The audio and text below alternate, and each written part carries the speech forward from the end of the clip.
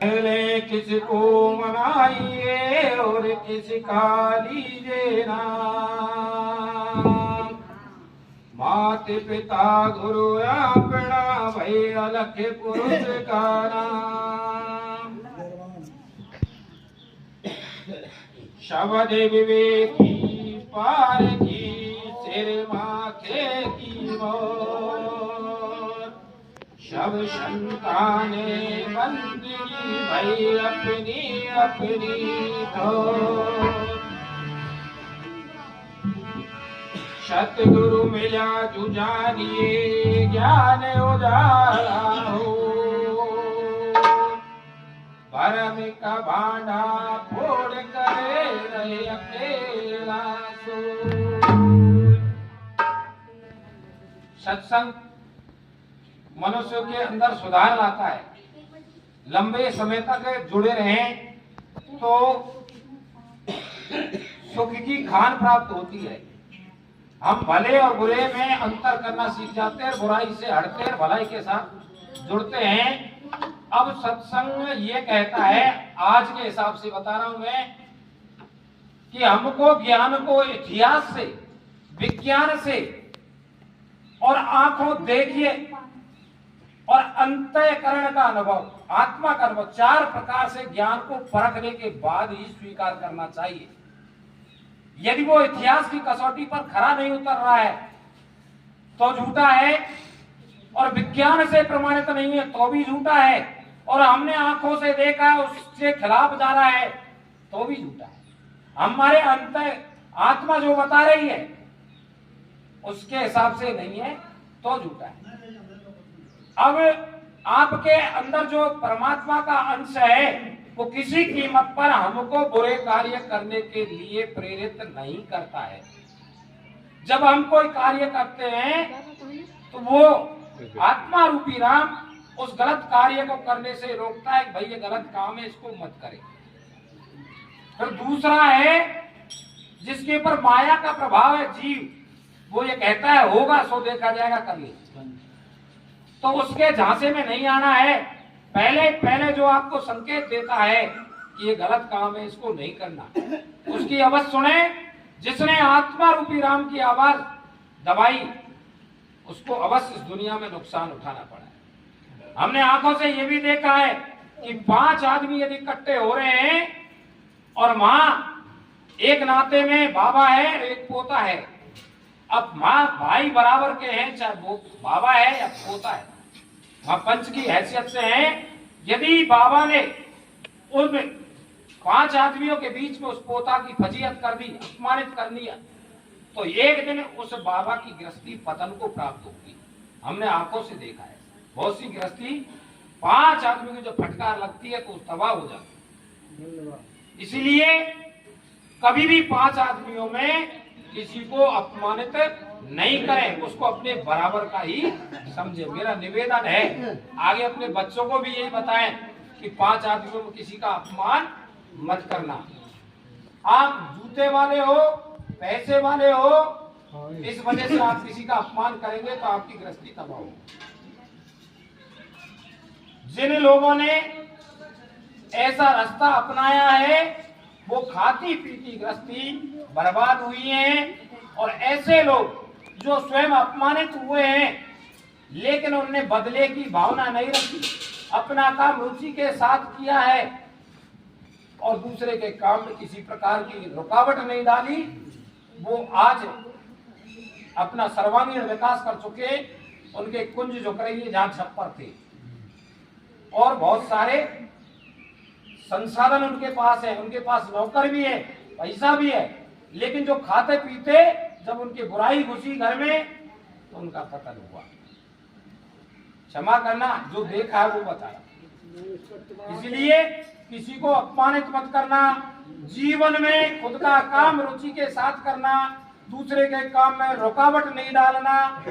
कोई भाई मदद मांगे, हमारी बस की है तो मदद करो, झूठा आश्वासन दे के धोखे में मत रखो, क्योंकि ये भी एक पतन का कारण बनता है। इसलिए किसी को झूठा आश्वासन मत देना। किसी ने आश्वासन दे दिया मैं फला काम कर दूंगा और एंड टाइम पे हाथ खड़ा कर दे, जब उसकी आत्मा आशीष देगी तो चौपट कर देगी, इसलिए किसी को ठेस नहीं पहुंचाए। इसी प्रकार जो अपने घर को आगे बढ़ाना चाहता है, स्वयं का काम रुचि के साथ करे और दूसरे के काम में रुकावट नहीं डाले, भले मनुष्यों के साथ संगति करे, अच्छी मेहनत करे, सादगीपूर्ण पहनावा पहने, सादगीपूर्ण खान पान रखे, गंदा खान पान से भी बचे, गंदे विचारों से भी बचे, गंदे कार्यों से भी बचे। क्योंकि छांदोग्य उपनिषद में लिखा हुआ है, आहार शुद्धे सत्व शुद्धे सत्व शुद्धे ध्रुवा स्मृति स्मृति लंबे सर्व ग्रंथि नाम में प्रमोक्ष है। जब मनुष्य का भोजन शुद्ध है तो उसका अंतःकरण शुद्ध है, अंतःकरण शुद्ध है तो उसकी बुद्धि भी शुद्ध है, बुद्धि शुद्ध है तो सहजता से परमात्मा की भक्ति का रास्ता भी उसको प्राप्त हो जाता है। साहिब कबीर ने भी कहा है, जैसा भोज लीजिए तैसा ही मन होए और जैसा पानी पीजिए तैसी वाणी होए। तो खान पीन पर भी नियंत्रण रखें और जीवन में 5 शब्द बहुत काम के हैं, अच्छा खाना, अच्छा पहनना, अच्छी मेहनत करना, अच्छे लोगों की संगत करना, सदा परमात्मा को याद करना और जीवन में आपको कभी कोई परेशानी नहीं आएगी। जो लोग गंडे ताबीज करवाते हैं उन्हीं को आती है, जिन 5 चीजों का पालन नहीं करते हैं। 5 चीजों का पालन करो, अच्छा खाओ, अच्छा पहनो, अच्छी मेहनत करो, अच्छे लोगों की संगत करो, परमात्मा को याद रखो। जिस घर में राम नाम घुस जाएगा मां कोई नकारात्मक शक्ति, गंदी आत्मा टिक नहीं सकती, उसकी औकात नहीं है वो यहाँ टिक जाए। इसलिए हमेशा परमात्मा से जुड़े रहें और उस परमात्मा को हर शरीर में देखें, खुद के अंदर भी एहसास करें तो दूसरे के अंदर भी एहसास करें। ये नहीं उसको पाने के लिए कहीं तीर्थ करने जाए, कहीं मूर्ति पूजे, वो प्रेम से प्राप्त होता है। जब हम सबके साथ प्रेम में वातावरण रखेंगे तो हमको सहजता से उसके नजदीक जाने का अवसर मिलेगा। मधुर सहज सी बोली हो, उत्तम हो व्यवहार, वे प्राणी बिन युद्ध ही जीते सब संसार। जिसकी मीठी वाणी है और व्यवहार उत्तम है वो बिना हथियार के संसार को जीतने की क्षमता रखता है। कबीर साहेब ने बिना हथियार संसार में परिवर्तन किया, महात्मा बुद्ध ने संसार को नई दिशा दी बिना हथियार, महावीर स्वामी ने नई दिशा दी बिना हथियार, नानक साहब ने बिना हथियार के समाज को परिवर्तित किया। और जिनकी प्रतिमा मंदिरों में बनी हुई है, क्षमा करना, वो या तो डरपोक थे या उनकी किसी से दुश्मनी थी, जो आज भी उनके साथ में मूर्तियों के साथ में किसी के साथ गदा है, किसी के साथ सुदर्शन चक्र है, किसी के पास धनुष बाण है। जब वो दीनानाथ है, जगत का पालन करने वाला है, तो वो उसके सभी जीव उसके हथियार किस पे उठाएगा? इतनी समझ मानता हूं मैं तो हथियार उठाने वाला कभी परमात्मा नहीं हो सकता, न उसके घट में परमात्मा जागृत होता है। जब ब्रह्म स्वयं का आत्मा रूपी राम जब जागृत हो जाता है तो बिना हथियार के दुनिया को बदलता है।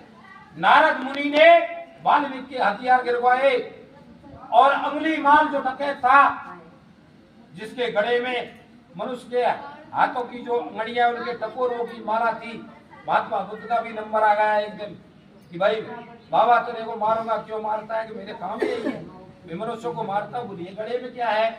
कि मनुष्यों के हाथों की अंगुलियों की माला है। बोल भाई इस पेड़ में से एक डाली तोड़ के ला।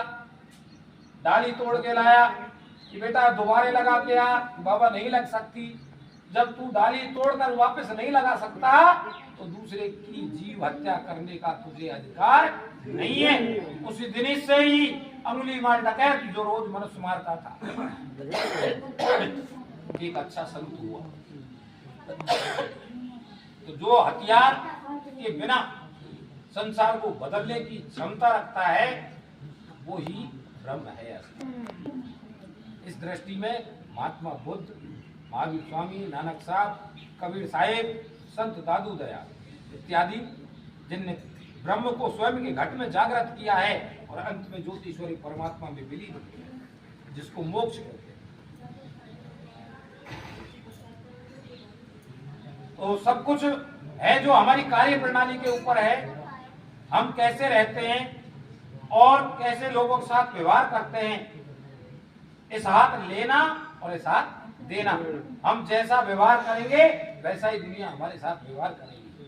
हम सबके साथ मधुर संबंध रखेंगे, सबका सहयोग देंगे तो दुनिया भी हमारा सहयोग देगी।